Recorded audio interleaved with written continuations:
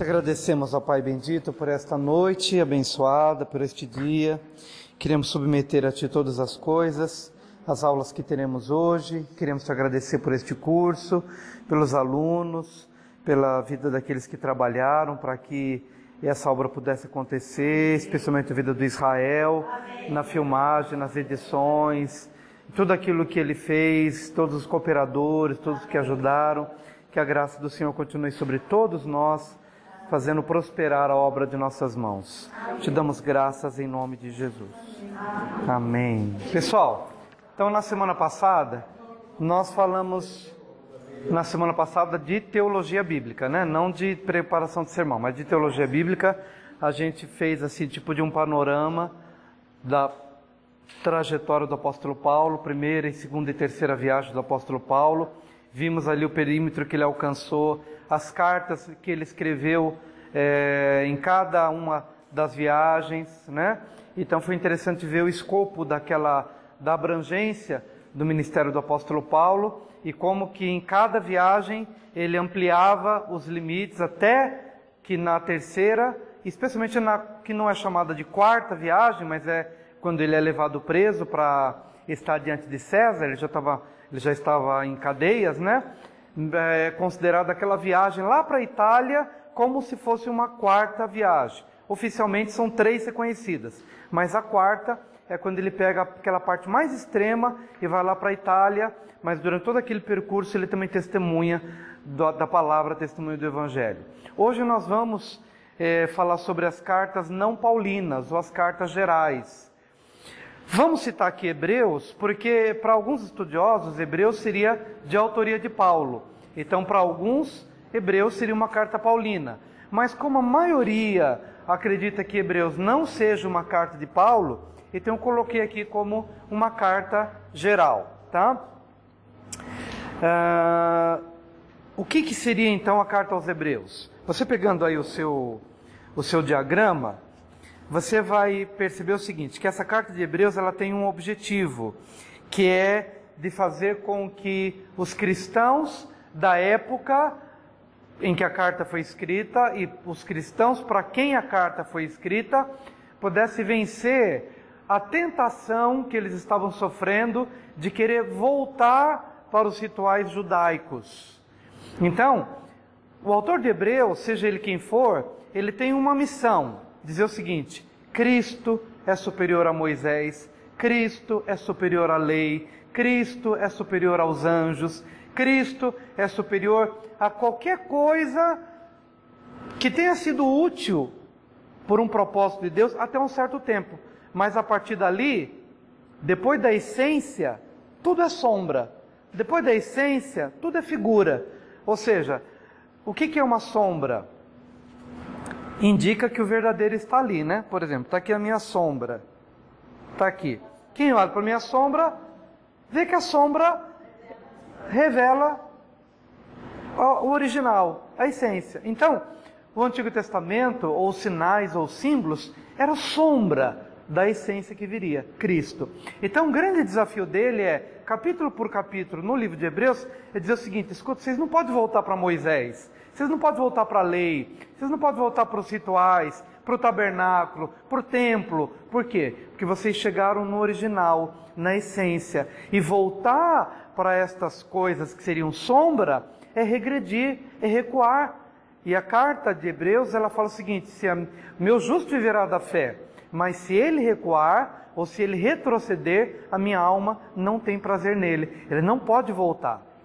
Não pode valorizar a sombra em detrimento da essência. Chegou a essência, é Cristo. Agora, era uma tentação. Por quê?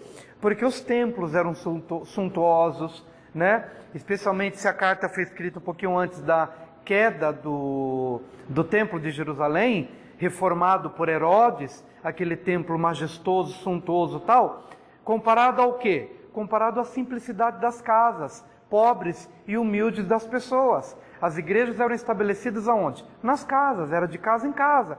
Então, como competir, né, a suntuosidade dos templos, sua majestade, a sua glória, não só de Jerusalém, mas se os crentes estavam dispersos em outras partes, Em outras partes também tinham seus cultos, também tinha a sua forma suntuosa de adorar aos seus deuses. Como competir com a simplicidade do Evangelho, onde não tem imagem, onde não tem ouro, não tem prata? Muito pelo contrário, tem simplicidade, tem pobreza, tem as questões simples do Evangelho. Então, as pessoas queriam a segurança de tocar em alguma coisa, ou de apalpar, ou de depositar a sua fé em alguma coisa um pouco mais concreta. Então, a árdua missão do autor de Hebreus de dizer: Cristo é maior, Cristo é melhor do que qualquer um deles. Vamos ver aqui no seu gráfico? Vamos ver aqui o seguinte, o tema principal aqui em cima: autor e consumador da fé, Jesus. Fé, ok? Autor e consumador da fé, Jesus. Então Jesus é superior ao quê? Virando um pouquinho a sua apostila para você poder enxergar melhor. Vamos lá, do capítulo 1 e 2, Cristo é superior a anjos e profetas. Primeiro, por que anjos? Porque a lei, ela foi mediada através de anjos, tá? Então, a palavra que chegou aos profetas, a palavra que chegou a Moisés, a palavra que chegou aos homens de Deus no passado, foi por intermédio de quem? De anjos. Mas quem é melhor e quem é maior? Cristo. Cristo veio em carne, Cristo veio pessoalmente, Cristo, o Filho do Deus vivo, se fez carne, habitou entre nós. Então Ele é superior a anjos e Ele é superior a profetas. Capítulos 3 e 4, Cristo é superior ao próprio Moisés. Moisés foi fiel na sua missão de transmitir a lei para aquela dispensação, mas Cristo é superior a Moisés, tá? Do capítulo 5 ao 7, Cristo é superior ao sacerdócio de Arão. Se você vai pegar aí a carta aos Hebreus, você vai ver aí a correlação com esses capítulos. Por exemplo, de 5 a 7, o autor de Hebreus, ele se atém ao fato de trazer a figura do sacerdócio, trazer as peças do tabernáculo, o que simbolizava cada uma delas e tal, a ação dos sacerdotes no tabernáculo, no templo e tal. Mas ele, em todos esses capítulos, está dizendo, só que tudo isso era sombra do que havia de vir. Mesmo as peças do tabernáculo, o ofício sacerdotal, o próprio sacerdote que também era sujeito a fraquezas, né? E ele tinha que primeiro se purificar, oferecer um sacrifício pelos seus próprios pecados, para depois oferecer pelos pecados dos outros. Mas Cristo não. Cristo não tinha que oferecer sacrifício pelos seus próprios pecados, porque não os tinha. Então ele era superior ao sacerdócio. E ele era superior a todos os sacrifícios que eram feitos no Antigo Testamento. Do capítulo 8 ao 10, Cristo é superior à própria lei de Moisés. Então, de 8 a 10, ele faz uma explanação da lei, mas mostra que Cristo foi o cumpridor da lei.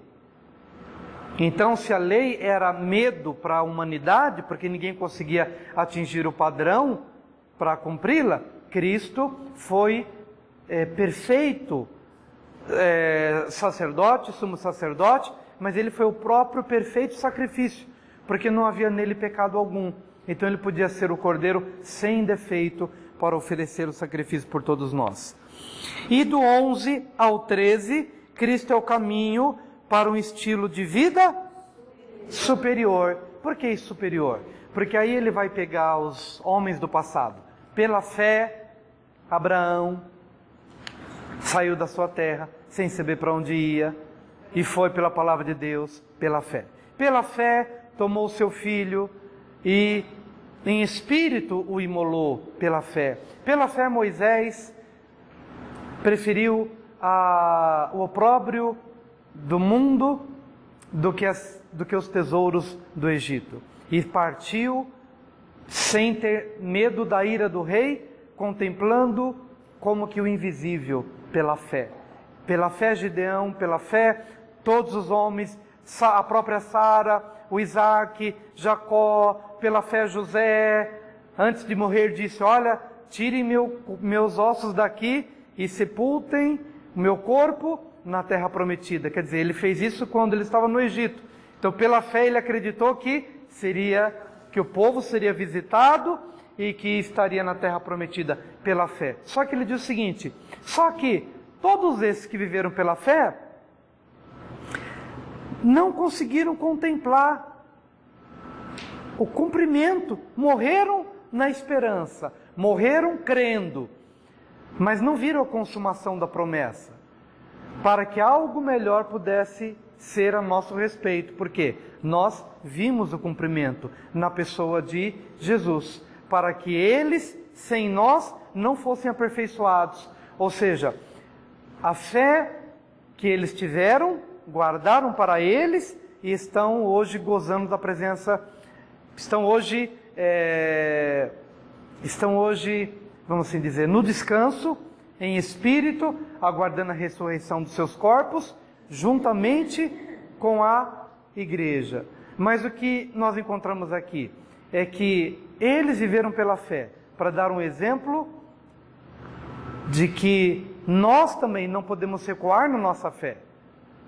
Por isso que o texto de Hebreus está dizendo o seguinte, olha, você não pode recuar na sua fé, porque se você recuar, a alma de Deus não tem prazer em você.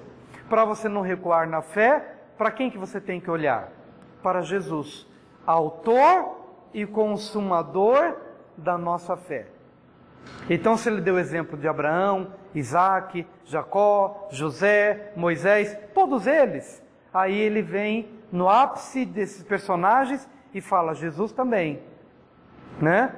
Portanto, nós também que estamos rodeados de tão grande nuvem de testemunhas, deixemos todo o embaraço e o pecado que tenazmente nos assedia e corramos com perseverança a carreira que nos está proposta, olhando firmemente para Jesus, autor e consumador da nossa fé, o qual, pelo gozo que lhe estava proposto, suportou a cruz, desprezou a afronta e está sentado à destra de Deus Pai. Então, se Abraão agiu pela fé, Isaac agiu pela fé, Jacó agiu pela fé, Jesus, que é o autor e consumador da fé, também viveu pela fé. O que ele fez pela fé. Ele foi para a cruz pela fé. Pelo gozo que lhe estava proposto, pelo que havia de vir, ele suportou a cruz pela fé. Então, todos os modelos que nós temos são de fé. Como nós agora vamos recuar e voltar para o que é palpável? Vamos voltar para o que é suntuoso. Temos que seguir o modelo daqueles que viveram pela fé e principalmente daquele que é o autor e consumador da fé, que é Jesus. Tá bom? E é com base nessa fé que vamos seguir a nossa vida, tá? Os temas então, capítulos 1 e 2, revelação de Cristo como superior a anjos e profetas. Cristo é superior a Moisés, então ele é um líder superior a Moisés. Cristo é superior ao sacerdócio de Arão, então ele é sacerdote melhor do que Arão. Cristo é superior à lei de Moisés, então ele é o sacrifício melhor do que as ovelhas e animais do Antigo Testamento. E Cristo é o caminho para uma vida melhor, ou seja, ele é o exemplo, melhor exemplo, tá? O lugar. Livro de um judeu cristão, fiel e erudito. Não se fala aqui do lugar que foi escrito. O tempo, cerca de 70 depois de Cristo. Tudo bem, gente? Deu para ter mais ou menos um panorama aqui do livro de Hebreus? Bom, diagrama do conteúdo de Tiago. Quem seria esse Tiago, autor da carta de Tiago? Quem que vocês acreditam que seja? Quem acha que é o irmão de Jesus? Quem acha que é outro Tiago? Que outro Tiago poderia ser?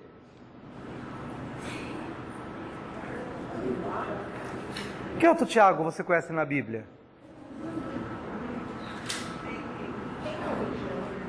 Foi? Que outro Tiago você conhece na Bíblia? Quem, Rita? Gente, vamos voltar para aquelas musiquinhas. Pedro, Tiago e João. Vai, vamos para o maternal, vai. Pedro, Tiago e João no barquinho. Pedro, Tiago, João no barquinho. Pedro, Tiago, João no barquinho. Oi? Então, discípulos e apóstolos, né? Pedro era um discípulo e depois apóstolo. Tiago era um discípulo e um apóstolo. João, discípulo e apóstolo de Jesus, dos 12 de Jesus. Só que esse Tiago não é o dos 12 de Jesus. Esse Tiago, segundo a tradição, a maioria crê pela linguagem, pela história, pela data em que foi escrita, né? Que esse Tiago seria o irmão de Jesus, certo? Irmão de Jesus. Jesus tinha 4 irmãos citados e algumas irmãs cujo nome não é citado. Quem seriam os irmãos de Jesus? Seria Tiago, Judas, Simão e José. Não necessariamente nessa ordem em termos de idade, tá? Mas vamos citar aqui os irmãos de Jesus? Tiago, Judas, Simão e José. Eram irmãos de Jesus. E Jesus também tinha algumas irmãs. A Igreja Católica defende de que Maria se conservou virgem. Eu tive altas discussões com meu tio. Então, mas a Bíblia, ela mostra... Então, mas a Bíblia mostra o seguinte, que José manteve-se sem relacionamento sexual até o nascimento de Jesus. Então o texto deixa claro que houve uma abstinência sexual, claro, né? Ela permaneceu virgem até o nascimento de Jesus. Então esse até já pressupõe que ela teve uma vida comum com José. Tem, está escrito. Não, tem que ser irmão. Sim.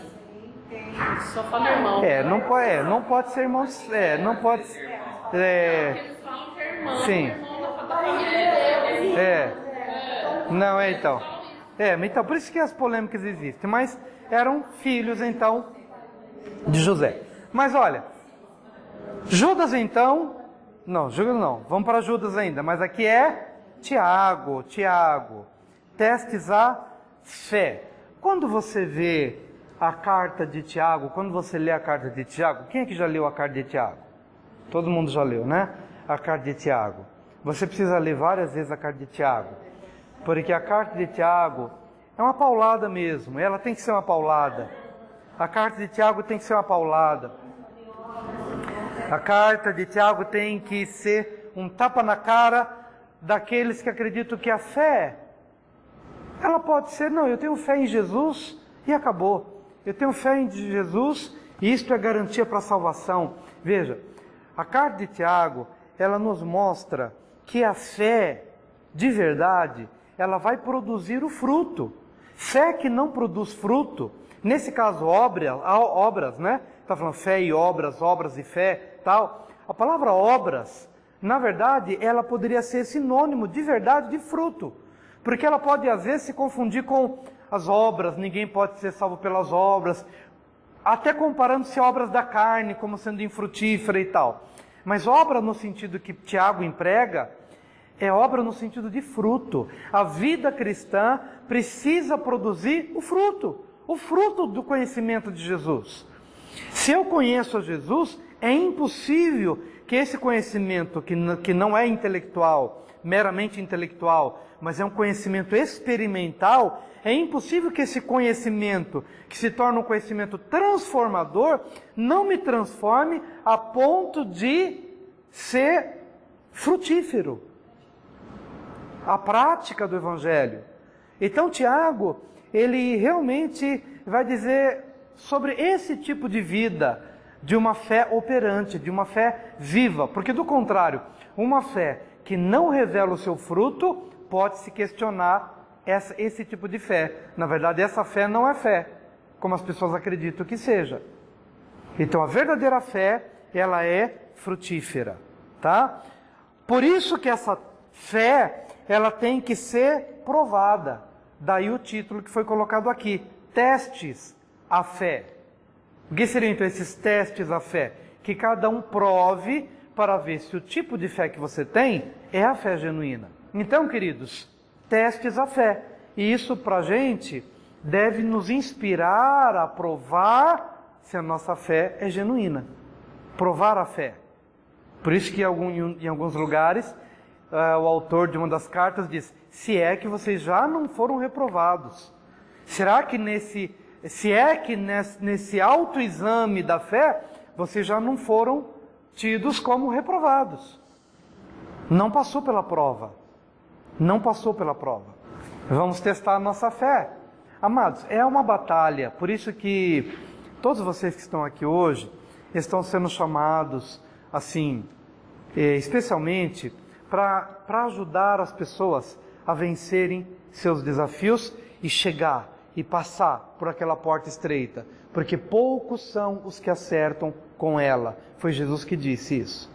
Poucos são os que acertam com ela. Tá?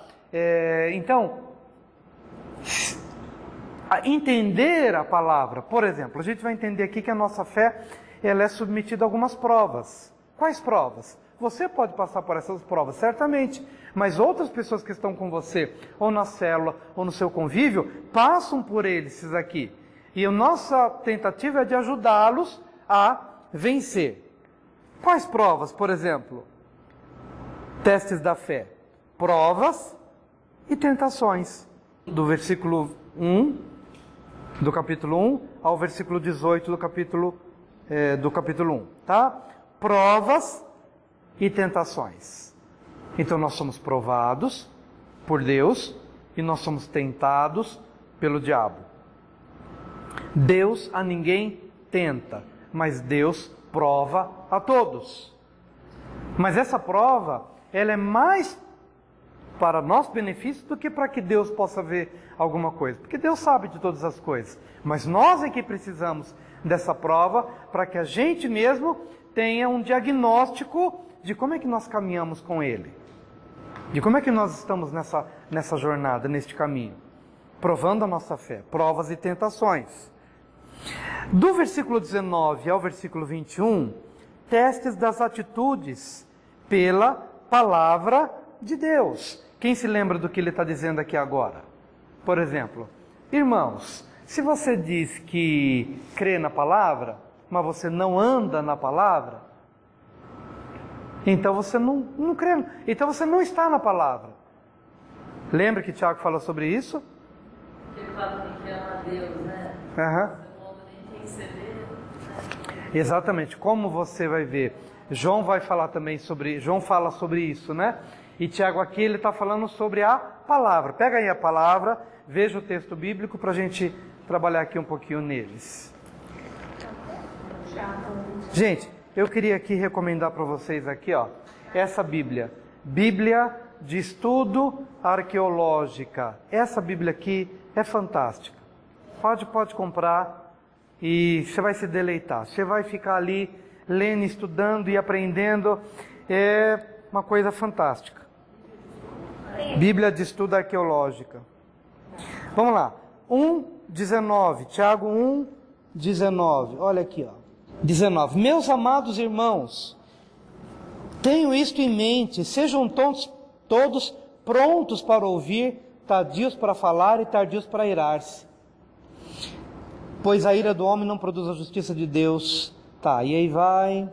Versículo 21. Portanto, livrem-se de toda impureza moral e da maldade que prevalece, e aceitem humildemente a palavra implantada em vocês, a qual é poderosa para salvá-los. E versículo 22. Sejam praticantes da palavra, e não apenas ouvintes, enganando vocês mesmos. O que ele está condenando? Excesso de culto. Não há nenhum problema nos cultos. O grande problema é a gente achar que por muito participar de culto, por muito participar de congresso, por muito participar de um monte de coisa, mas quando você termina de tudo aquilo, você sai empolgado. Mas a pergunta é a seguinte, escuta, o que de fato você é depois disso? Você está vivendo isso? Está colocando em prática isso? Porque do contrário, você está sendo um mero ouvinte, não praticante. Mero ouvinte, não praticante. Sejam praticantes da palavra, senão você vai se enganar a si mesmo. Aquele que ouve a palavra, mas não a põe em prática, é semelhante a um homem que olha a sua face no espelho e depois de olhar para si mesmo sai e logo esquece a sua aparência. Adiantou alguma coisa? Não. Então, é um convite a se provar, a provar a sua fé com relação às atitudes diante da palavra de Deus. Vamos lá. Do capítulo 2, 1 até o versículo 13, testes mediante títulos e condenações. Aqui ele está falando da acepção de pessoas. Olha, se chegar aqui alguém bem vestido, com ouro no dedo e tal, e você tratar essa pessoa melhor do que aquele que anda pobre e tal, por acaso você não está fazendo distinção entre uma pessoa e outra, entre o valor que dá a uma pessoa e a outra? Ou seja, você não está vivendo a essência do Evangelho, que você tem que provar como você lida com as pessoas. Se você não trata diferente pela condição financeira que as pessoas apresentam. Por isso que teste mediante títulos e condenações. Ou seja, quem age dessa forma, vem a condenação bíblica. De 2,14 a 2,26. Teste por meio das boas obras. Vamos lá, 2,14. Fé e obras. Essa para mim é a parte central do livro da carta de Tiago. Teste por meio das boas obras. Ou seja, se você pratica boas obras, no bom sentido, é o fruto das obras, então você está revelando o tipo de fé que você tem. Então prove a sua fé pelo que você faz. Prove a sua fé pelo que você faz. Tá? O que você faz. Não apenas no que diz a caridade, obra social, que também é válido. Pode ser um bom reflexo da fé. Mas pelo que você perdoa, pelo que você é misericordioso, pelo que você põe a fé em operação, em ação. O respeito, a forma como você lida com a família, com as pessoas de casa, com os inimigos, com as pessoas que falam mal, que criticam. As obras. Amém? Então isso aqui é extremamente importante. Teste a sua fé através do autocontrole. 3:1 a 3:18.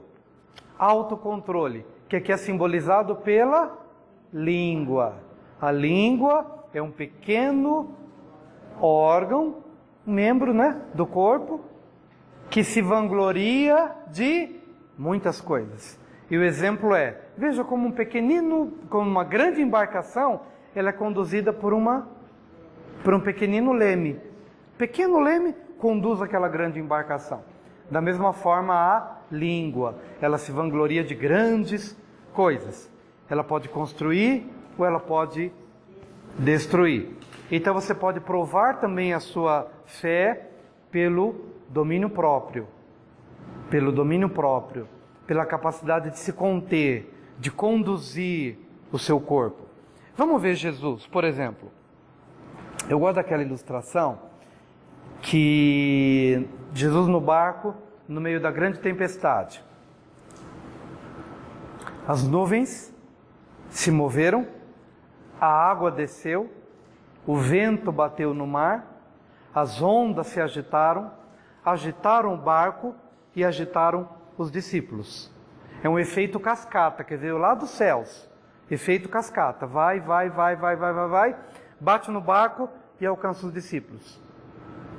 Mas e Jesus não estava no mesmo barco? Então esse efeito cascata não tinha poder sobre ele. Isso se chama domínio próprio. Domínio próprio. Exatamente. Domínio próprio. Ele tinha o quê? Controle total sobre a sua própria vida, sobre as suas emoções, o que ele ia sentir ou o que ele não queria sentir. Então, domínio próprio.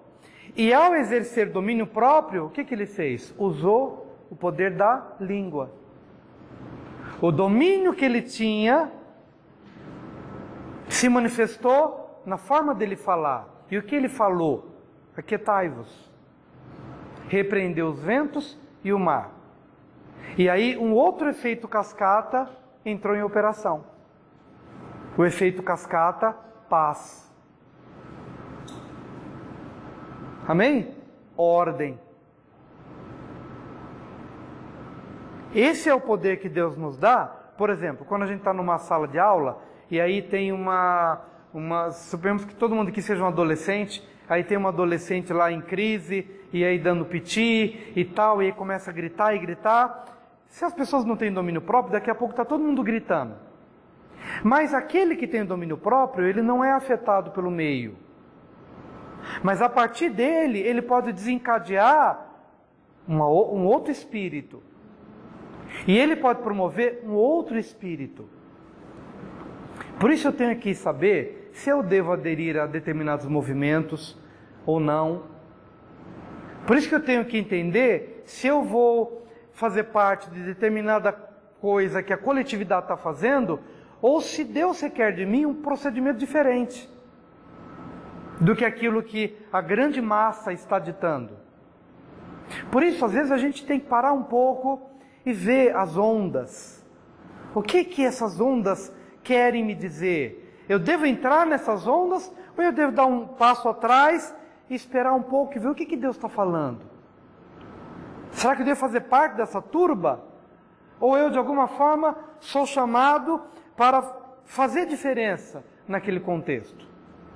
Essa passagem é interessante porque a palavra domínio, ela vem de dominus, que quer dizer Senhor. Quem Senhor. É Senhor sobre a tua vida? Isso. A alma é Senhor sobre a tua vida, os seus sentimentos, as suas emoções, ela é Senhor Perfeito. sobre a tua vida. Ela também tem esse sentido. Perfeito. Muito importante, né? Quem de fato domina? Quem é que está no controle? Por isso que é importante o domínio próprio e a língua em linha com o domínio que você tem. Se o que reina dentro de você é paz, então a tua boca não vai falar uma coisa diferente do que é a paz. Amém? Então Tiago nos chama a atenção para essa prova. Prove a sua fé pelo tipo de domínio que você tem. Teste ao autocontrole. 4.1. Testes as reações no mundo. Olha que coisa interessante aqui em Tiago. No capítulo 4, ele vai falar sobre de onde vêm as guerras, de onde vêm as competições, de onde vêm as crises, de onde vem, porventura não vem da vossa carne, que guerreia, dos conflitos que guerreiam na vossa carne, nos vossos membros. Cobiçais e nada tendes, desejais e nada possuís, nada tendes porque não pedis, e quando pedem, pedem mal, para usufruir nos vossos próprios deleites. Então como é que prove a sua fé em relação às coisas do mundo que te cerca, ou que te cercam? Amém? 4.1, 5.12, e aí por último, testes a vida de oração. 5.13, ele vai dizer, entre vós está alguém sofrendo, que ele ore. Há alguém que se sente feliz, que cante louvores. Está alguém doente entre vós, chame os presbíteros e orem sobre ele. Então, é interessante ver que essas cartas, todas elas falam da necessidade da gente desenvolver a vida devocional, a vida de oração. Não há cristianismo sem oração. Não há desenvolvimento da fé sem oração. Não há. A oração ela está presente nas cartas. A vida devocional está presente. Então, prove a sua fé também pela qualidade de oração que você desenvolve. E bata nessa tecla da oração até que você não permita mais, não se permita mais passar um dia sequer sem orar. Prove a sua fé pela oração. Prove a sua fé pela oração. Honre a Deus pela oração. Porque quando a gente não ora, nós não honramos a Deus. Quando a gente ora, a gente honra a Deus, dizendo, Senhor, Tu és o Senhor absoluto, sem Ti nada sou, nada entendo, nada posso fazer, não posso orar por uma outra pessoa se eu não tiver estado diante de Ti primeiro. Não posso ensinar a outros se primeiro eu não me expus à Tua presença. Não posso ser influência em lugar algum sem que primeiro eu tenha estado diante de Ti. Então, provar o tipo de fé que você tem, também pelo nível de oração que você vive. Ok?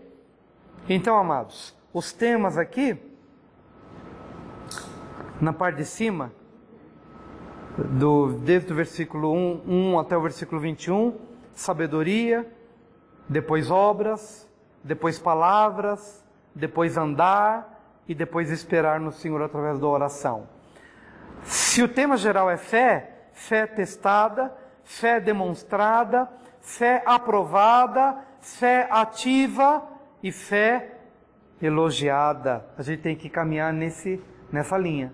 Minha fé tem que ser testada, ela tem que ser demonstrada, ela tem que ser aprovada, ela tem que ser ativa, tem que estar em operação, até que ela seja elogiada. Quem vai me elogiar? Meu Deus, né? E de uma vez que ela é aprovada, ela é elogiada, né? É um livro escrito em Jerusalém, Tiago, cerca do ano 49 depois de Cristo. Então, praticamente é fé em ação. Podia ser chamado aqui de testes à fé, ou alguém poderia chamar a carta de Tiago de a carta da fé em ação. Vamos prosseguir? 1 de Pedro, diagrama do conteúdo de 1 de Pedro, aqui em cima, né? Salvação cristã, relacionamentos cristãos, sofrimento cristão e disciplinas cristãs. Tá? Como salvação cristã, a gente vai ter dentro desse quadrinho duas coisas: salvação e santificação. Salvação e santificação. Primeiro sou salvo, mas depois de salvo, eu preciso desenvolver a salvação, e esse desenvolvimento da salvação, ele fica atrelado à santificação. Pedro fala sobre essa questão da santificação. Sede santos, porque eu sou santo. Pegando uma passagem lá de Levítico e aplicando no Novo Testamento, isso como prova de que às vezes toda a Escritura é a palavra de Deus, tanto o Antigo Testamento quanto o Novo Testamento. Então ele nos exorta à santificação. Relacionamentos cristãos, na sequência aqui dos capítulos, com o mundo, com o Estado, com o lar e com a igreja. Relacionamentos cristãos. Como nós devemos nos portar diante do mundo. Vamos pegar aqui 1 de Pedro 2, versículo 11. Amados, insisto em que, como estrangeiros e peregrinos no mundo, vocês se abstenham dos desejos carnais, que guerreiam contra a alma. Vivam entre os pagãos de maneira exemplar, para que, mesmo que eles os acusem de praticar o mal, observem as boas obras que vocês praticam e glorifiquem a Deus no dia da intervenção dele. Ou seja, que vocês, no meio do mundo, sejam tidos como diferentes. Tá? Mesmo que eles digam para vocês assim, digam de vocês praticam o mal, mas se vocês se conservarem praticando bem, um dia Deus os visitará, mesmo aos ímpios, e os olhos se abrirão para que eles possam perceber que o tipo de vida que você vive é um tipo de vida exemplar, que era o que ele deveria ter vivido durante todo o tempo. Não viveu porque não entendeu, não tinha revelação, não havia se convertido. Mas a sua vida vai inspirar. É como foi falado domingo, nós somos a luz do mundo. Mas se a luminosidade diminuir, as pessoas continuarão meio como que não está claro isso. Então, você tem que viver o melhor que você puder viver, com uma clareza tal, que as pessoas se aproximem da verdade através do que eles veem na sua vida. É o exemplo de Pedro, é o que Pedro está procurando estimular a igreja a viver. Então ele vai nortear a relação com o mundo, vai nortear a relação com o Estado. Por exemplo, sede sujeitos às vossas autoridades. Que vocês não sejam transgressores da lei que as autoridades têm determinado, a não ser que essa lei transgrida a lei maior que é a palavra de Deus. Aí talvez você seja um Sadraque, Mesaque e Abdenego, que vai ter que ir para a fornalha ardente, porque você se negou a aceitar a lei de se dobrar diante de um ídolo. Então, fora isso, cumpra a lei. Submeta-se às autoridades. Ok? Essa é a orientação bíblica. Como você se relaciona com o mundo, com o Estado, no lar. Vós mulheres, submetei-vos a vossos maridos.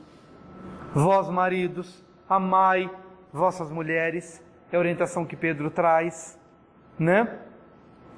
Ele fala do adorno das mulheres digno, que não seja no frisado de cabelos, ou no uso de joias, ou de coisa parecida. Não que ele esteja recriminando algum adorno comum para as mulheres. Mas o que ele está enfatizando? Que o valor maior é aquilo que está dentro dela, não no exterior. Né? Que ela seja elogiada não apenas pela beleza externa ou física, mas acima de tudo pelo espírito manso e quieto, que é aceitável diante de Deus. E ele toma como exemplo Sara, que ela foi submissa a Abraão. E ela foi submissa a Abraão, mesmo quando Abraão falhou. Lá no Egito, que ele mandou que ela dissesse que ela era irmã e não esposa, e ela foi tomada ali pelo faraó, mas ela confiou. Quando Pedro diz espírito manso e tranquilo, e usou o exemplo de Sara, eu imagino que ele estava usando até mesmo aquela experiência, de que foi uma experiência muito constrangedora para ela, ter sido levada para que faraó a possuísse como marido dela, porque ele fez isso acreditando que ela de fato não era casada com Abraão. Abraão disse que ela era irmã, mas ela confiou. Sim. E qual foi a atitude dela? Ela confiou. Ela confiou que Deus julgaria todas as coisas. Daí o ensino de Pedro quando ele fala, esse espírito manso e quieto que é agradável a Deus. Não fala de passividade, mas fala de confiança. Não é a mulher passiva que aceita as coisas assim, não fala nada. Não é nesse sentido que ele está dizendo, mas é no sentido de uma mulher forte, firme, mas que crê que Deus reverterá quadros negativos no contexto em que ela vive. Então ele regulamenta a relação do lar, submissão e tudo mais, e amor do marido para com a esposa e filhos e pais.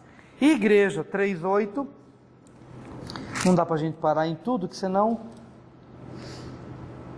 Quanto ao mais, 1 de Pedro 3:8, quanto ao mais, tenham todos o mesmo modo de pensar, sejam compassivos, amem-se fraternalmente, sejam misericordiosos e humildes.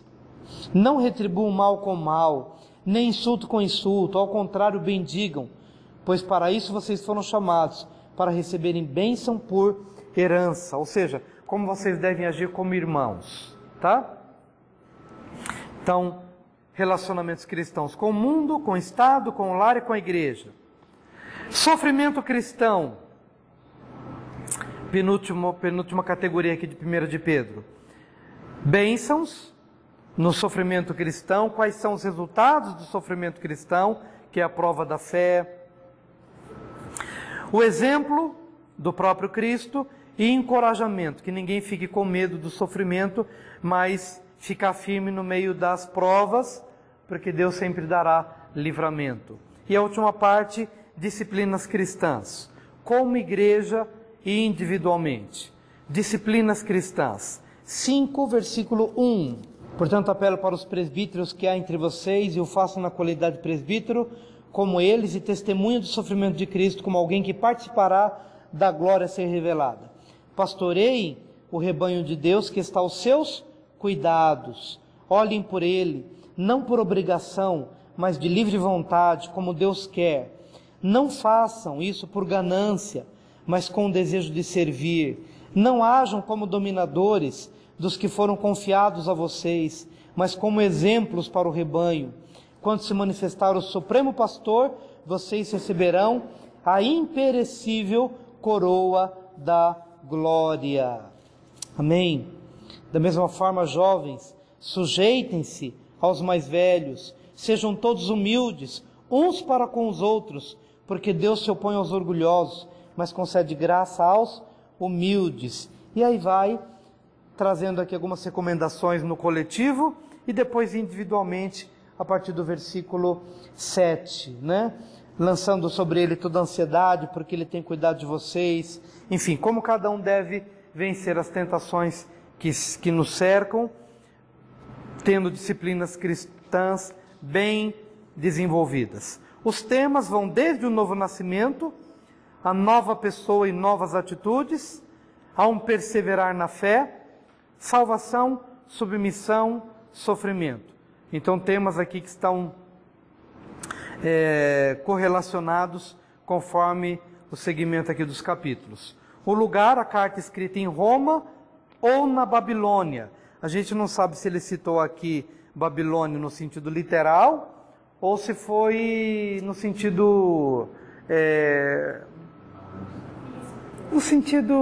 literal, físico, né, geográfico, ou se ele quis usar apenas Babilônia como uma ilustração de algo que ele queria dizer. Babilônia, no caso como Roma, porque às vezes a Babilônia ele é um termo pejorativo, né? Falando de tal, mora ali naquela Babilônia. Babel é confusão, né? Então, a gente não sabe se ele usou de forma literal ou não, tá? Cerca de 65 depois de Cristo. 1 de Pedro. Diagrama do conteúdo de 2 de Pedro. A 2 de Pedro, ela é praticamente uma cópia da carta de Judas. Ou Judas é uma cópia da carta de 2 de Pedro. Se você comparar a 2 de Pedro com Judas, praticamente os mesmos exemplos são dados. Então, isso também era possível no passado. Você pegava um livro e pela importância dele, você copiava aquilo e mandava para um determinado destino pela importância daquele conteúdo. Então, quem pegou de quem a gente não sabe. Se foi Pedro que pegou de Judas ou Judas pegou de Pedro. Mas, qual é a preocupação de 2 de Pedro? Falsos ensinos, falsos mestres, falsos cristãos se introduzindo no meio da igreja com a tentativa de corromper a essência do Evangelho, corromper a verdade. Então, Pedro, que nesse caso é usado por Deus para escrever com relação a estes perigos, tá? Nós vamos ver aqui do versículo 1 do capítulo 1 e 2 as saudações, e depois de 1:3 a 1:11, crescer no conhecimento. Depois ele revela a fonte do conhecimento, que é a palavra de Deus, que é o Senhor Jesus. E a partir do capítulo 2, perigo dos falsos mestres. É aqui que a carta se assemelha com Judas.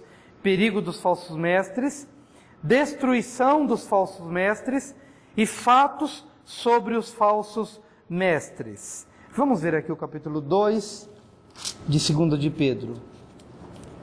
Isso aqui é importante. No passado surgiram falsos profetas no meio do povo. Capítulo 2 de 2 de Pedro. No passado surgiram falsos profetas no meio do povo, como também surgirão entre vocês falsos mestres. Estes introduzirão secretamente heresias destruidoras, chegando a negar o soberano que os resgatou, trazendo sobre si mesmos repentina destruição. Muitos seguirão os caminhos vergonhosos desses homens, e por causa deles será difamado o caminho da verdade. Veja bem, por causa deles será difamado o caminho da verdade. Vamos pensar assim, hoje em dia, quando você fala que é evangélico, no conceito geral, de quem vê aí os programas de televisão, de quem vê aí as distorções, os exageros, questão de dinheiro, questão de corrupção e tal, não é um cumprimento disso? Olha só o que ele diz aqui. E por causa deles será difamado o caminho da verdade. É ou não é? Sim. Vai até, se não falou ainda, vai falar. Inclusive em sua cobiça. Exatamente, porque o que está na preocupação central, tanto de Pedro quanto de Judas, é a parte da cobiça. É a parte do dinheiro, é a parte da avareza. Então, o que eles querem? Introduzem determinadas coisas porque no fundo eles querem lucrar, eles querem ganhar com isso.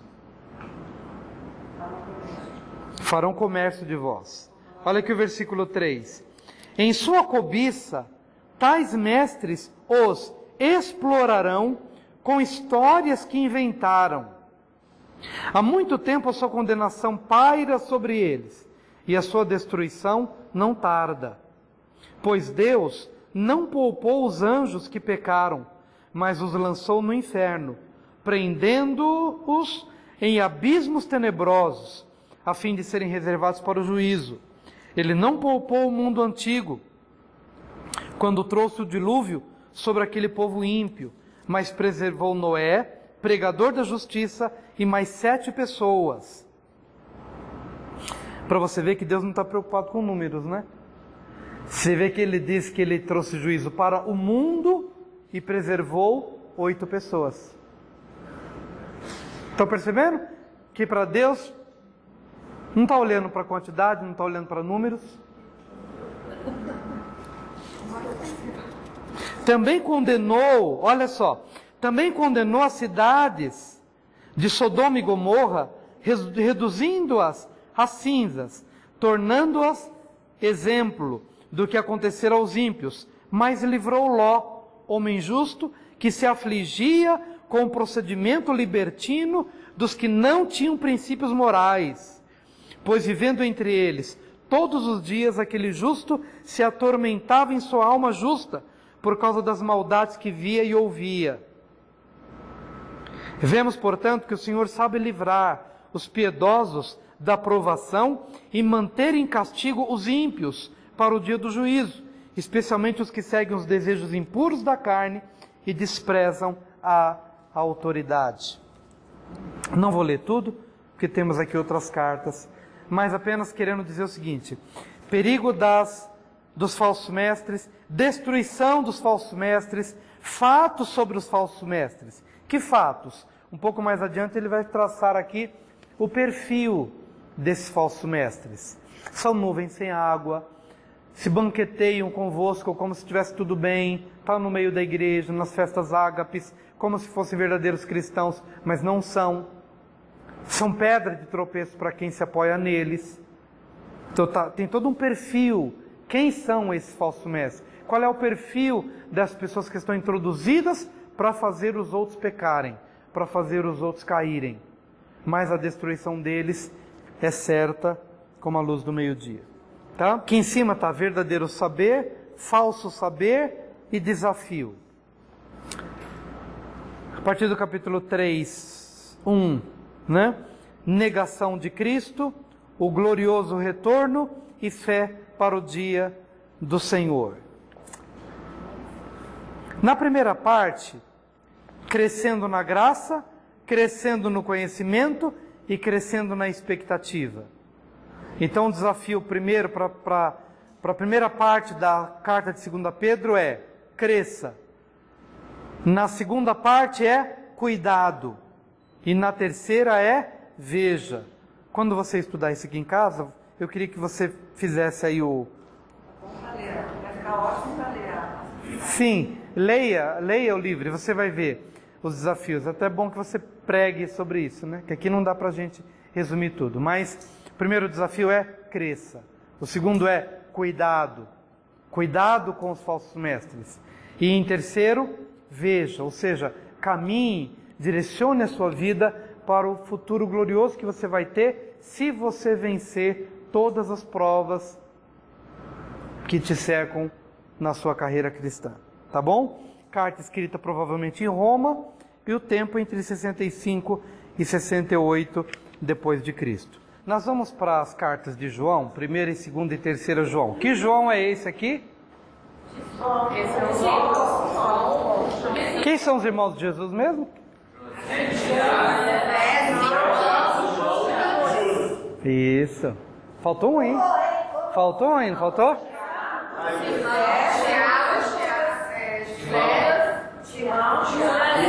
Então vamos lá. Então nós tínhamos lá. Isso. Então fala, Denise, de novo. Tiago, Judas, Simão e José. Tá bom? Isso. Fora as irmãs, certo? Cujos nomes a gente não sabe. Tá bom? Tá, mas esse João aqui não tem nada a ver com os irmãos de Jesus. Esse João é o João, discípulo de Jesus mesmo. Tá? Esse é o João, que é o mesmo João do Evangelho de João. Esse é o do barquinho. Pedro, Tiago e João no barquinho. Esse é o João do barquinho, tá? Ele é o discípulo de Jesus, é o apóstolo de Jesus. E é o mesmo do Evangelho de João. E é o mesmo das 3 cartas. E é o mesmo do Apocalipse. Deus... aparecendo João é ele. Apareceu João é ele mesmo, tá bom? Exatamente, até porque ele teve uma vida... Ele teve uma vida... que depois ia ficar meio difícil. Mas é porque ele teve uma vida também mais longa, né? Ele teve uma vida mais longa. Ele escapou do martírio pelo qual passou Pedro, pelo qual passou Paulo, né? Ele foi preso, e aí lá na ilha de Pátmos é que ele teve a revelação, então ele teve uma vida mais longa. Interessante que Jesus profetiza isso, quando ele está conversando com Pedro, naquela conversa com Pedro que ele fala, quando eras mais moço, te cingias a ti mesmo, e andavas pelo caminho que querias andar. Mas quando se tornares mais velho, estenderás as mãos, e outro te cingirá e te levar por um caminho que você não queria. Disse isso acerca do que tipo de morte que Pedro havia de glorificar a Deus. E havendo dito isto, disse, segue-me, né? Tá, ele está com essa conversa com Pedro, e está caminhando com Pedro, e João está mais atrás. E nessa conversa, Pedro de repente olha para trás e fala, mas e deste, o que vai ser com ele? Aí Jesus diz, se eu quiser que ele fique até que eu volte, que te importa a ti? Segue-me tu. Ou seja, vem você. Jesus tinha esse negócio, né?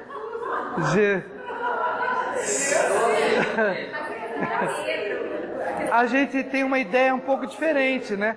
A gente acha que Jesus era assim, meio manso e tal. Mas não, ele tinha uns negócios, ele tinha umas tiradas assim meio violentas, né? É quando a mãe dele vai falar com ele. Minha família não é. Mas eles são bem... Quem é? Eu sabia por que Pedro estava perguntando. Exatamente, é. Então, exatamente, ele fala, olha, escuta, se eu quiser que ele fique até que eu volte, não é problema teu. Com relação a você, o que eu estou mandando para você fazer é me seguir. Então vem comigo, segue-me.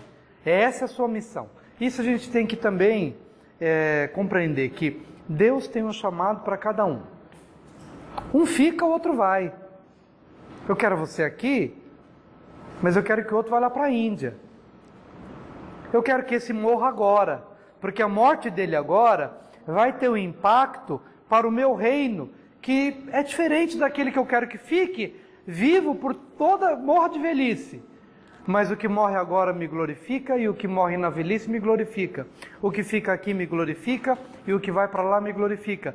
O que importa é viver o propósito que Deus tem para a sua vida.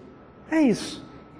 No lugar onde você está, ou se Ele te mandar do lugar onde você está para um outro lugar, faça o que Ele mandou, mas não queira viver a vida de uma outra pessoa. Não queira viver a unção de uma outra pessoa. Não copie nada. Não é porque o outro teve isso, você vai ter que ter. Não. Entenda que Deus é Deus, Ele é soberano. E é Ele quem faz, e é para a glória dEle.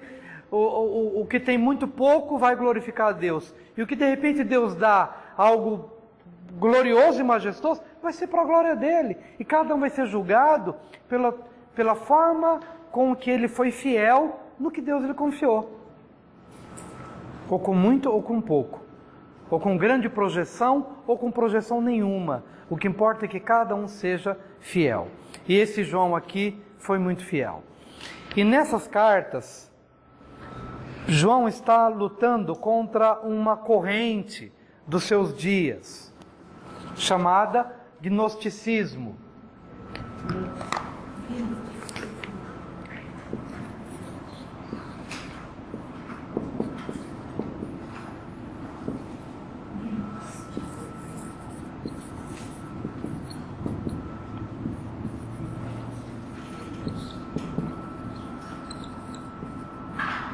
Gnós significa conhecimento. E o gnosticismo, ele entendia o seguinte, que tudo que é da carne é impuro. Tudo que é do corpo é impuro. Logo, Cristo não pode ter se feito carne, porque a carne é contaminada, a carne é corrompida. Então, eles negavam que Jesus veio em carne. Não estava ainda muito forte nos dias de João. Tanto é que ele não emprega a carta para combater mesmo o gnosticismo. Porque não era, praticamente aqui estava no nascedouro do gnosticismo. Estava talvez nos primeiros anos dessa corrente. Tanto é que ele não usa as cartas para combater doutrinariamente e tal. Mas ele dá uma pincelada, ele dá uma... já demonstra que os próximos anos, ou que as próximas décadas, seriam muito difíceis para a igreja quanto a essa linha. Tanto é que há vários escritos do gnosticismo, de vários autores, um pouco mais depois dessas cartas de João, mostrando que João estava já, antevendo o perigo que a igreja sofreria. Qual é o perigo, então, de você pensar na questão do gnosticismo? Primeiro, porque Cristo de fato se fez carne. Essa é a essência do Evangelho. Cristo se fez homem. Ele é o verbo que se fez carne. É a palavra que se fez carne. Negar isso é negar a base do Evangelho. É negar a essência do Evangelho. Cristo se fez carne. Tá? Outra coisa importante que você vai ver também na carta de João é o seguinte. Bom, se a carne é má, então Deus, já que a carne é má por natureza, então Deus não vai reprovar a minha atitude carnal. Então eu não poderia considerar, por exemplo, pecaminosa a minha atitude, porque na verdade a minha carne é corrompida. Se ela é corrompida, então eu não estaria pecando se eu praticasse a carnalidade, ou se eu praticasse o pecado na minha carne. Está entendendo? É como se eu não fosse responsabilizado. A ideia é essa. É como se eu não fosse responsabilizado pelas minhas práticas pecaminosas da carne, porque a carne já é naturalmente corrompida. Então não sou responsável por isso. Logo, não seria imputada a mim a culpa do pecado. Essa é uma vertente do gnosticismo. Por isso que o apóstolo Pedro, aqui ele vai dizer lá o seguinte: se dissermos que não temos pecado nenhum, enganamo-nos a nós mesmos e a verdade não está em nós. Mas se confessarmos os nossos pecados, Ele é fiel e justo para nos perdoar os pecados e nos purificar de toda injustiça. Amados, se dissermos que não temos pecado nenhum, enganamo-nos a nós mesmos e a verdade não está em nós. Entenderam? Por que ele está falando isso? por causa dessa linha que já estava entrando e contaminando, pervertendo a verdade do Evangelho no meio da igreja. Tá bom? Diagrama do conteúdo de 1 João. Segurança mediante a comunhão, segurança mediante o conflito, segurança mediante o amor, segurança mediante o Espírito. Segurança mediante a comunhão, bases da comunhão e obediência da comunhão. Quem se lembra da primeira carta de João vai se lembrar do que ele está querendo dizer aqui. Temos comunhão uns com os outros e o sangue de Jesus nos purifica de todo o pecado. Se andarmos na luz, como Ele na luz está, temos comunhão uns com os outros e o sangue de Jesus nos purifica de todo o pecado. Ou seja, qual que é o lugar seguro? É estar na luz e estar na comunhão com os irmãos. Esse é o lugar seguro. Por isso que aqui é segurança mediante a comunhão, bases da comunhão, obediência da comunhão, viver em santidade, não abrigar as trevas do ódio ou da ira ou do rompimento do relacionamento com as pessoas. As bases da comunhão. Qual é a segurança da comunhão? O sangue de Cristo nos purifica de todo pecado. Havendo algum pecado, mas nós estamos na luz e estamos em comunhão com os irmãos, e se quebramos a comunhão, logo já pedimos perdão e nos reconciliamos, ou seja, voltamos para o lugar da comunhão. Esse é o lugar onde Deus vai falar, esse é o lugar da revelação. Fugiu daí? Opa, então você não perdoou seu irmão? Então você não ama seu irmão? Então você está em trevas. E nas trevas, você está fora do escopo de segurança. João está nos trazendo para um lugar de segurança. Esse lugar da segurança é a comunhão, é a luz, é a verdade, é o amor, comunhão com os irmãos. Amém? Então, segurança mediante a comunhão, base da comunhão, obediência da comunhão. Segurança mediante o conflito. Aqui em João, ele vai mostrar o seguinte, que você vai ter sempre que lutar para conservar a fé, lutar contra as heresias, lutar contra o erro, lutar contra o que é falso. Por isso que aqui nessa base do conflito, você vai ver verdade versus erro, pureza versus impureza, fatos versus falsidade. Ou seja, haverá sempre um conflito, haverá sempre uma batalha, mas você precisa prevalecer nessa batalha, para fazer prevalecer a verdade, fazer prevalecer a pureza, e fazer prevalecer o que é verdadeiro, o fato, ao invés de contos que não tem base, que não tem fundamento, tá? Por isso que aqui embaixo, a palavrinha aqui embaixo é guerreando e permanecendo na verdade. É você saber se desvencilhar de todas essas ciladas que o caminho vai revelar no meio da carreira cristã. Então é guerreando, tá bom? E estão aí desde o capítulo 2 até o capítulo 4 de 1 de João. Só para a gente ter uma ilustração disso. Olha, no capítulo 2 de 1 João, ele já começa a trazer aqui advertências. Aqui no versículo 15, o título é: não se deve amar o mundo, não ame o mundo nem o que nele há. 1 João 2,15, não ame o mundo nem o que nele há. Se alguém ama o mundo, o amor do Pai não está nele. Pois tudo que há no mundo, a cobiça da carne, dos olhos, a ostentação dos bens, não provém do Pai, mas do mundo. O mundo e a sua cobiça passam, mas aquele que faz a vontade de Deus permanece para sempre. E depois, a advertência contra os anticristos.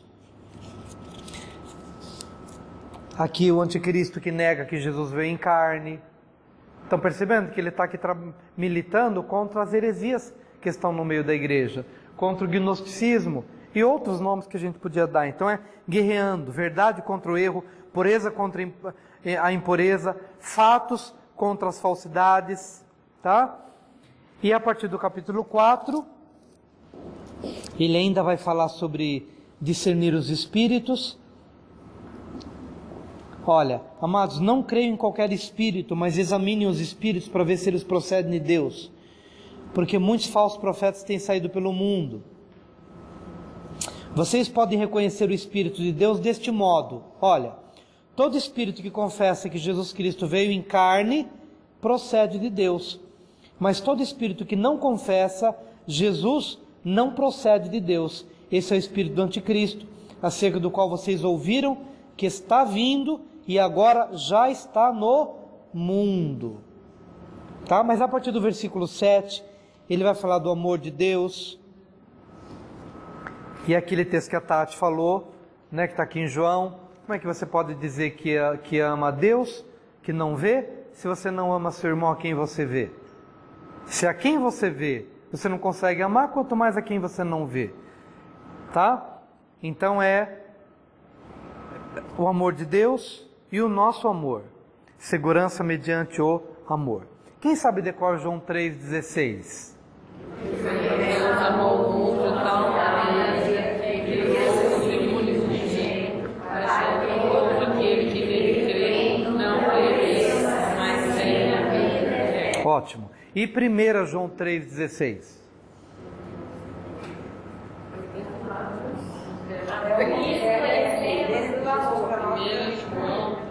De nós para o outro. Não para Deus, mas de nós para o outro. 1 João 3,16. Cristo deu a sua vida por nós e devemos dar a nossa vida pelos irmãos. Então essas relações ajudam você a decorar. Se João 3,16 diz que Deus amou o mundo de tal maneira que deu o seu Filho unigênito, e a gente já decorou, então você só faz o paralelo. 1 João 3,16 é quase a mesma coisa, só que agora é de mim para o outro. Nisto conhecemos o amor, que Cristo deu a sua vida por nós, e nós devemos dar a vida pelos irmãos, certo? Cristo deu a sua vida por nós, então nós devemos dar a nossa vida pelos irmãos, tá? É o amor de Deus e o nosso amor. Então, conquistando e permanecendo no amor. E segurança mediante o Espírito.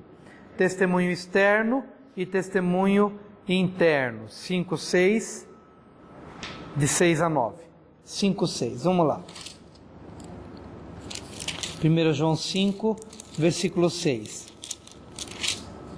Este é aquele que veio por meio de água e sangue, Jesus Cristo, não só por água, mas por água e sangue.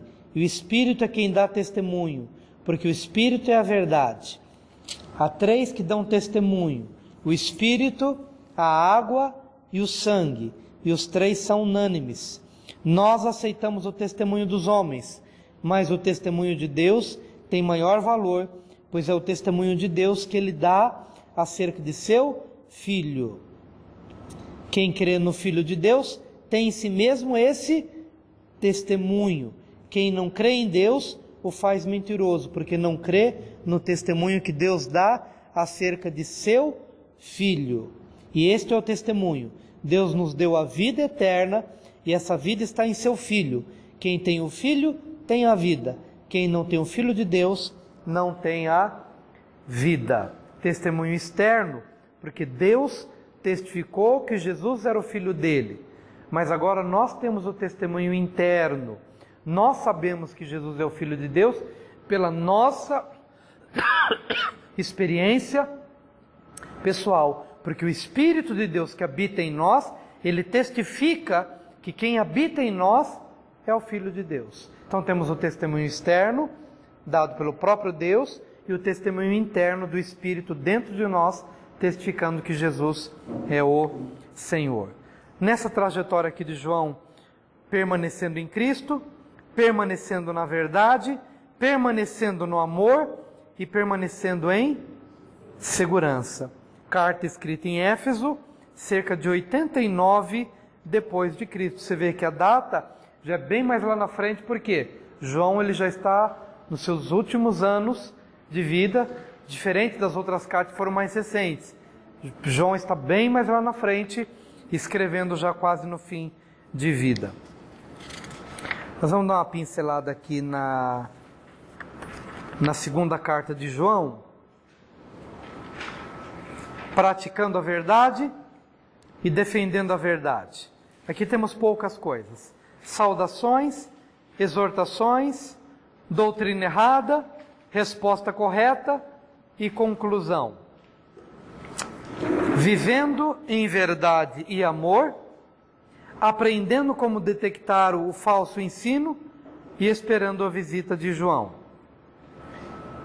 Aqui embaixo, do 1 ao 6 versículos, importante mandamento, de 7 a 11, oportuna precaução e amável conclusão. Carta escrita em Éfeso, cerca de 90 depois de Cristo. É uma carta bem pequenininha, ela só tem 13 versículos, então não vamos bater muito nisso, mas é praticamente o mesmo tema do outro. E também a terceira de João, tem 15 versículos, praticamente é saudações, oração e exortação, jamais imitar o mal, dar bom testemunho e a bênção da paz.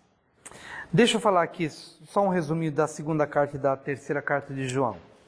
Veja bem, amados, naquela época as pessoas dependiam, para a propagação do evangelho, as pessoas precisavam muito das casas.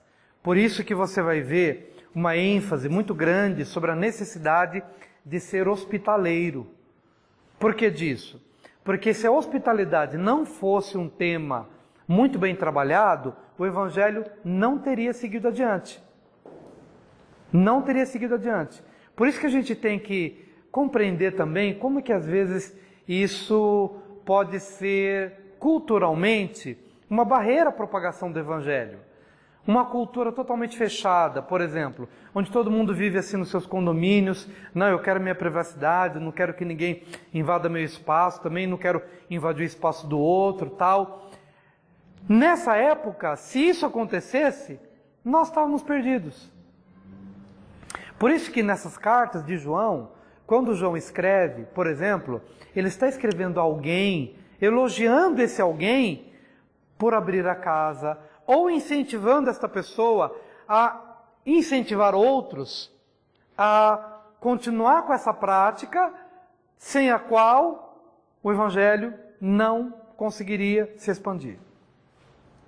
E numa delas, ele está militando contra um determinado personagem aqui, que queria primazia entre os irmãos. E o que ele fazia? Ele fechava a porta, ele não recebia os emissários de João. João enviava alguns emissários, gente boa, gente de boa índole, para transmitir a mensagem, mas esse que queria ter a primazia, o controle, não recebia os homens de Deus. Tanto é que João mesmo adverte, olha, em breve eu vou visitar e estarei com ele cara a cara, face a face. Qual é o nome dele? Diótrefes. Está nos versículos 9 a 11. Pega aqui 3 João. 3 João, de 9 a 11. 3 João. Escrevi, olha aqui, ó. 3 João, versículo 9 a 11. Escrevi à igreja. E olha só, quando ele fala escreveu à igreja, onde se reunia essa igreja? Nas casas. Era uma célula. Praticamente era uma célula. As igrejas eram, a gente não sabe dizer exatamente a quantidade de pessoas. Geralmente eram casas maiores, que podiam abraçar um número maior de pessoas. Mas a igreja, quando ele fala, ou Paulo fala, são as igrejas que se reúnem nas casas. Então, era importante o ministério da hospitalidade. Olha só o que acontece aqui. Escrevi à igreja, mas Diótrefes, que gosta muito de ser o mais importante entre eles, não nos recebe. Portanto, se eu for, chamarei a atenção dele para o que está fazendo com suas palavras maldosas contra nós. Não satisfeito com isso, ele se recusa a receber os irmãos e impede os que desejam recebê-los e os expulsa da igreja. Amado, não imite o que é mal, mas sim o que é bom. Aquele que faz o bem é de Deus, aquele que faz o mal não viu a Deus. Quanto a Demétrio, todos falam bem dele. Demétrio já é outro, viu? Diótrefes é outro, Demétrio é outro. Quanto a Demétrio, todos falam bem dele, e a própria verdade testemunha a seu favor. Nós também testemunhamos, e você sabe que o nosso testemunho é verdadeiro. Então, cumprimento a Demétrio aqui. Graças a Deus. Então, praticando a verdade, né? Recomendações a Gaio, é um líder dessa comunidade. Ajudar mediante a hospitalidade. A repreensão a Diótrefes, os prejuízos da arrogância. E cumprimento a Demétrio, honrando a santidade, o tipo de vida que Demétrio vivia. Carta escrita em Éfeso, cerca de 90 depois de Cristo, 3 João. Mais antiga ainda. Vamos para as nossas 2 últimas folhinhas. Diagrama de conteúdo de Judas. Nome dos irmãos de Jesus de novo, quais eram?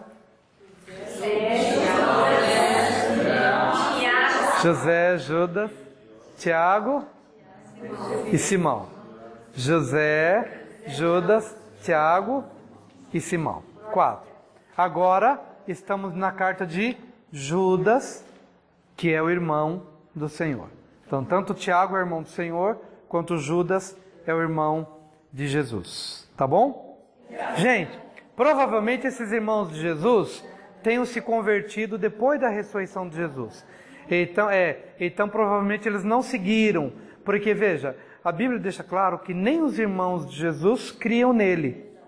Está claro quando ele vai ali, está se aproximando de ir para Jerusalém, quando os irmãos falam, escuta, se você faz o que você faz, você não pode ficar no bastidor, vai lá e se revela ao mundo, né?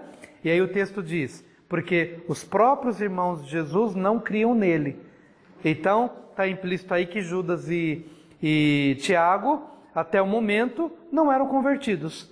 Mas depois da cruz e da ressurreição, se converteram e aí passaram a ser, inclusive, o Tiago,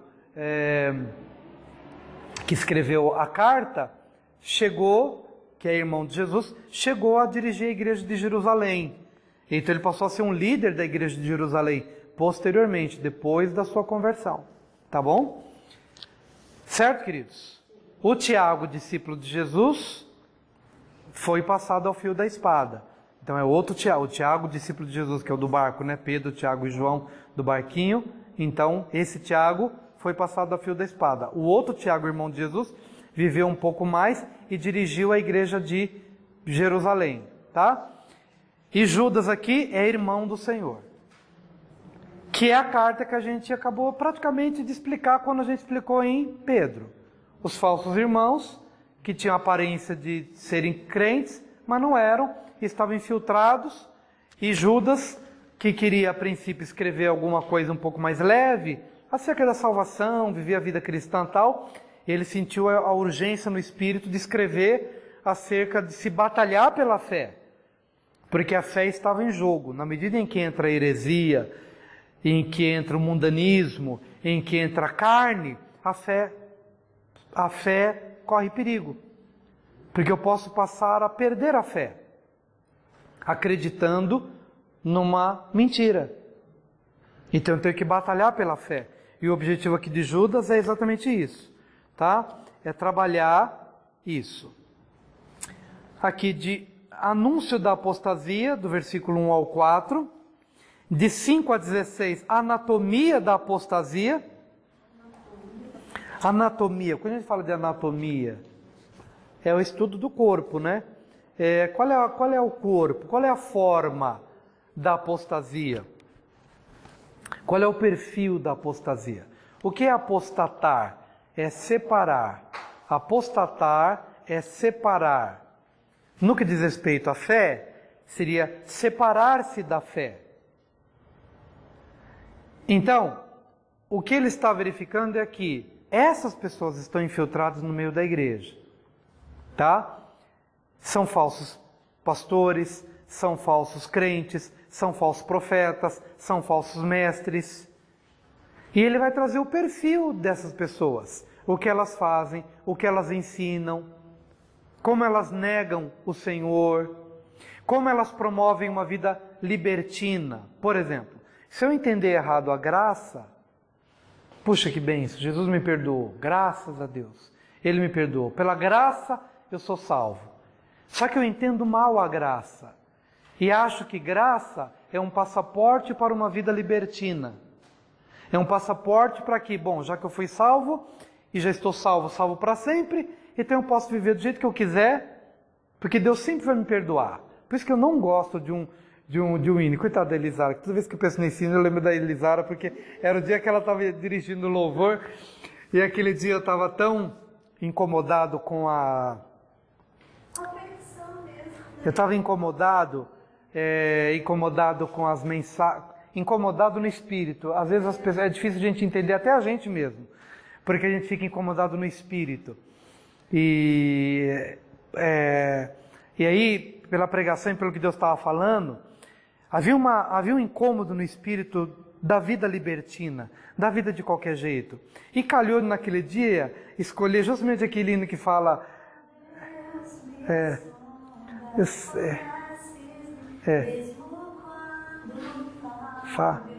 sei que tu... Acho que era esse, né, Elisara? Deus que me ama. E aí, naquele dia, aí eu olhei para Elisara assim e falei, esse hino não, né? Esse hino não, um outro hino. Só que no meio... Eu nem sei se... Não, acho que foi para Elisara que eu falei. Foi para Elisara. Tadinha. Mas ela mas a Elisara, acho que é a pessoa... A Elisara é a pessoa mais crente que eu já conheci. Mas isso é legal, saber que a atitude dela, né, de entender ali o momento, já mudar e as coisas acontecer bem. Mas a questão é outra, não são as pessoas, nem estrutura de louvor, nem nada. É aquilo que você sente. Um hino que de repente ali naquela hora é tudo contra aquilo que a gente quer dizer. Por quê? Eu sei que Deus me ama, mesmo quando eu sou fraco, e eu sou falho, e eu peco. Porque as pessoas, às vezes, elas já vêm com essa estrutura de raciocínio.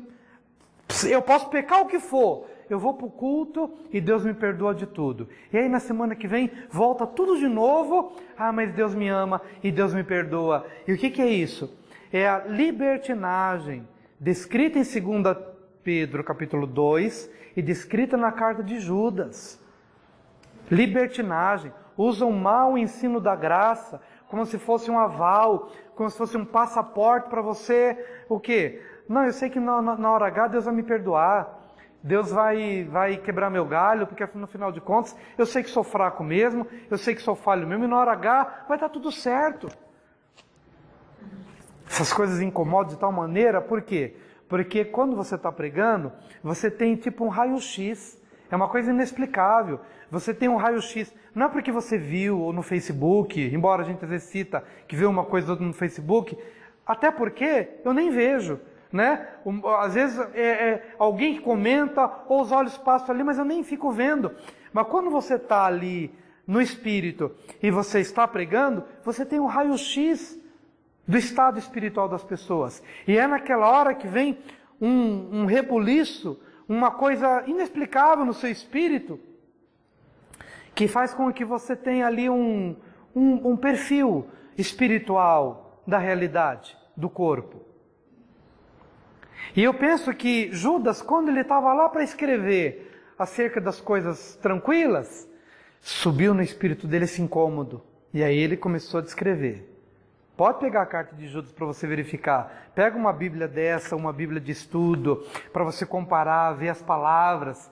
Que pena que não dá para a gente aprofundar tudo, né? Isso aqui é só para deixar um gostinho na boca, para você ir para casa, estudar, pegar um final de semana, passar um dia estudando, lendo, se deleitar nisso, ver o que Deus fala com você e como você pode ser uma bênção na vida de outras pessoas também, né? Nuvem sem água.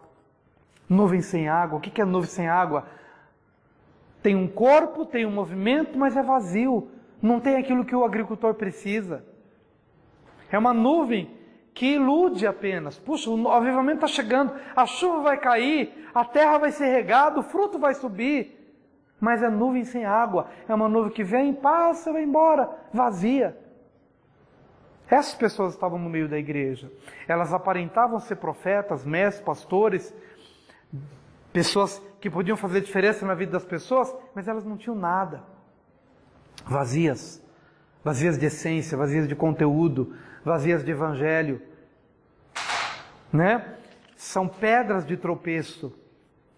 São tipo iceberg. Sabe o iceberg que fez Titanic afundar? Porque você vê aquela pedrinha de gelo para fora da água, e ele fala mesmo sobre as questões das pedras submersas, ou seja, das pedras que estão escondidas. Então a embarcação vai achando que está tranquilo, mas de repente se choca com aquilo e naufraga. Tantas pessoas hoje estão fora do Evangelho porque se escandalizaram no meio da igreja, se escandalizaram, sabe? Escândalos terríveis que colocaram pessoas para fora e as pessoas não voltaram mais. Então é disso que ele vai tratar aqui. Por que contender pela fé ou batalhar pela fé? Como batalhar pela fé? Batalha ou contenda, condenação e cuidado. Não é possível precisar onde a carta foi escrita, cerca de 75 depois de Cristo. E os 10 últimos minutinhos, gente, só para terminar aqui, Apocalipse.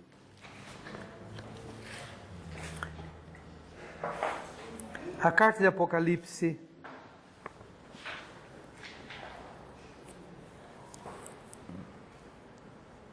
ela é dividida assim: o que vês, ele teve a visão de Jesus Cristo. O que tens visto, ele viu as 7 igrejas da Ásia. Essas 7 igrejas da Ásia, conforme a aula que nós demos aqui de geografia naquele dia, estão em que país hoje? As 7 igrejas da Ásia. Turquia. A Tati respondeu porque ela viajou para a Turquia. Mas e vocês que estavam aqui na aula, que eu fiquei ali passando? Oi?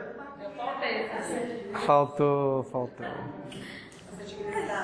As 7 igrejas da Ásia.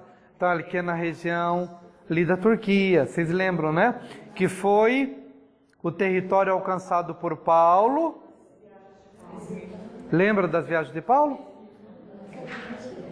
Em que viagem de Paulo, que praticamente ele, na primeira, na segunda ou na terceira, que ele compreendeu aquele território? Nas outras também? Não, na primeira. Lembra? Você lembra da primeira? Lembra, né? Lembra do mapinha? Depois vocês pegam lá no Google Drive, naquele mapinha. Ele circunda aquela região ali da Ásia e depois ele volta, né? Não precisa pegar lá não. Tudo bem, gente? Mas lá, Turquia, as 7 igrejas da Ásia. Quais são as 7 igrejas da Ásia? Éfeso, Esmirna, Sardes, Tiatira, Filadélfia, Laodiceia, e está faltando uma. Pérgamo, tá? Então as 7 igrejas da Ásia. O que vês? Ele viu Jesus Cristo glorificado. O que tens visto? As 7 igrejas. Então escreve as 7 igrejas da Ásia, capítulos 2 e 3. E depois, tanto os eventos que se referem ao presente, como aqueles que sucederão depois destes. Aí nós temos o juízo, a tribulação, o glorioso retorno, o milênio e o estado eterno. Quando ele fala aqui de juízo, não é o juízo final, é o juízo sobre o mundo, tá? Porque o juízo final teria que estar mais aqui à frente, tá? Mas quando ele fala aqui de juízo, a partir do capítulo 4, é depois que se termina a mensagem à igreja. A mensagem às 7 igrejas termina no capítulo 3, tá? O que acontece no comecinho do capítulo 4? Quando chega o começo do capítulo 4, João, ele passa a ver os acontecimentos de uma outra perspectiva. Quando ele está escrevendo a igreja, nos capítulos 2 e 3, João está na terra. E ele está falando à igreja, que está na terra. Quando termina os capítulos 2 e 3, que ele escreve à igreja, no capítulo 4, comecinho, ele ouve uma voz do céu, ele vê uma porta aberta no céu, e uma voz que diz, sobe para aqui, porque eu vou te mostrar o que vai acontecer depois destas coisas. Aí ele é arrebatado em espírito, e a partir de uma outra perspectiva. O que é a perspectiva? É o lugar de onde você vê. Por exemplo, da minha perspectiva, eu não estou vendo a nuca de ninguém. Na minha perspectiva, é isso que eu vejo aqui, ó. A minha perspectiva é essa, tá? Então, João, nos capítulos 2 e 3, a perspectiva era terrena, e ele está se dirigindo à igreja. Termina de escrever as 7 igrejas, no capítulo 4, ele ouve a voz, vê a porta aberta, e ele é arrebatado para os céus. E então, dos céus, ele começa a ver de uma outra perspectiva. Ele vê a terra, mas ele vê também o céu. Então agora ele está vendo as coisas do céu. Você vai ver a partir do capítulo 4 que ele vai falar de muitas coisas. Viu o trono, viu o arco-íris, viu os anjos. Ou seja, porque ele foi arrebatado em espírito. Ele está vendo o céu, mas ele vê também o que acontece na terra. E quando ele vê o que acontece na terra, o que ele vê? O juízo, a tribulação, o glorioso retorno, o milênio e o estado eterno. Ok? Quem não gostaria de ver as coisas a partir de outra perspectiva? Todos os dias eu oro, Senhor, se o Senhor quiser me dar uma janelinha, que eu veja assim uma frestinha dessa realidade que a gente não consegue ver, humana, que a gente está aqui, limitado pela carne e tal. Senhor, dá esse privilégio de ver a partir de uma outra perspectiva. Eu penso que isso daí seria uma coisa fantástica. Porque veja, Paulo viu, e olha o ministério dele. Quando ele fala, há 14 anos, se no corpo, não sei, se fora do corpo, não sei. Este homem foi arrebatado até o terceiro céu e ouviu palavras inefáveis que ao homem não é lícito falar, que não é lícito proferir, né? E quando ele volta, o ministério que ele desenvolveu, nenhum medo de morrer, nenhum medo de nada. Por quê? Porque ele sabia o que o aguardava. Agora, não é porque você não viu, nem eu vi, porque bem-aventurados que não viram e creram. Então eu não preciso ver o céu para crer que o céu existe. É uma realidade, tá? Mas se isto for agregar ao nosso ministério para benefício do reino, então que Deus cumpra a vontade dele se ele quiser cumprir. Senão, somos os da fé e não aqueles que precisam ver para crer, tá bom? Pois bem, então nessa linha é que ele vai falando. Temas. Ele na primeira parte ele vê Cristo, né, a visão de Cristo, e depois na última parte a visão da consumação das eras. Teofania é a revelação de Deus, é a manifestação de Deus, de um Deus invisível, mas que se revela por meio do seu Filho Jesus, tá? Teofania, orientação às igrejas, na parte aqui do juízo, tribulação e tal, um período de aflições. Depois do glorioso retorno, o período das trombetas e alegria eterna. Livro escrito na ilha de Patmos, Mar Egeu. Nota, atualmente esta ilha pertence à Grécia, mas na época de João foi propriedade do Império Romano na Ásia Menor e um dos locais para onde eram banidos os ofensores públicos e presos políticos. Então João era um preso político, né? E cerca... Por que preso político? Porque você pregar num lugar onde era proibido pregar, então era uma ação política. Não pode, é proibido pela lei. E você pregou, você ensina, você está fora da lei, contra a ordem social. e cerca de 93 depois de Cristo. E é um livro de bem-aventurança, né? Sim, de bem-aventurança, exatamente. Daqueles que guardam, daqueles que creem, daqueles que perseveram. O que é santo, santifique-se mais ainda. E o que é injusto, faça mais injustiça ainda. Ou seja, defina-se qual o caminho que você quer. É para cá ou para cá? Mas quem é santo, santifique-se mais ainda. E assim, meus queridos, concluímos o nosso curso. Muito obrigado pela perseverança de vocês, porque a perseverança de vocês realmente nos estimula a continuar trabalhando, a continuar fazendo, e sempre teremos um remanescente, né?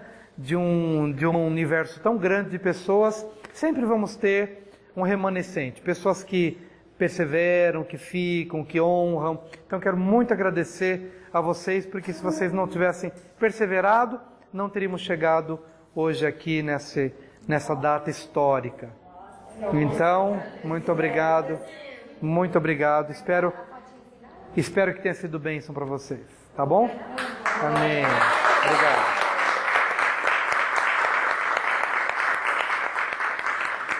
Então nós vamos orar. Queria que o Caio fizesse essa oração para a gente. Vamos ficar de pé, amados. Vamos dar graças a Deus.